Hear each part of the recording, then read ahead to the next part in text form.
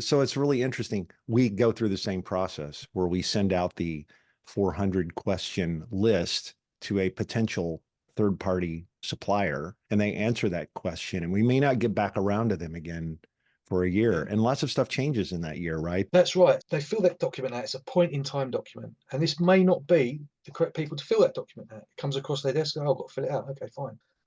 You don't know whether they've actually considered everything they've got. So we use tools that proactively monitor our supply chain. So we can put in the supplier and the URL, it looks at their IP block and looks at all of the servers that are in there.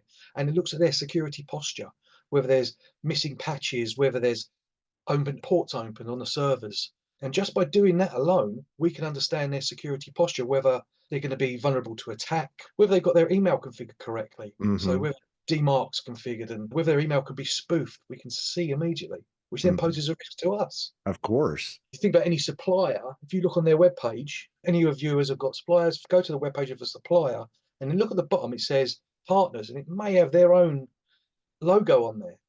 That's a vulnerability to you because the attacker now knows where to go. So they do a reverse Google search. They find all the logos. Here we go. Here's all the supply chain. This is how I can start attacking you. This is somebody who has a connection into that health system. So this is a route that we can use to try to make our way in there. So that idea of external attack surface management or being able to look at everything that they have facing the internet and how it's configured and patched. You see all of that stuff too, and give advice and guidance essentially to your partners about how to become more secure. Yeah, so that's right. So we give them access to the platform as well. They can then look at their vulnerabilities and fix them. So they get that for free, but it also gives them a score. So it starts at 300 to 900. 900 being you're absolutely secure, great. Huh. But that score then allows us to have a metric. So the business or the industry comes up to me and says, Alan, I need someone to build websites. And I say, right, so here's our 10 suppliers, and they've all got these are the scores in Risk Exchange. Sorry, the tool we use is called Risk Exchange, Mm. but I'm not advertising them at all. They don't sponsor me. Okay. But this allows us then to be able to go, these are the ones that are really good. We proactively monitor them. They work with us. They're secure. And that what you're doing, then you're driving security through the supply chain because no Mm. supplier wants to be at the bottom of the list. Mm.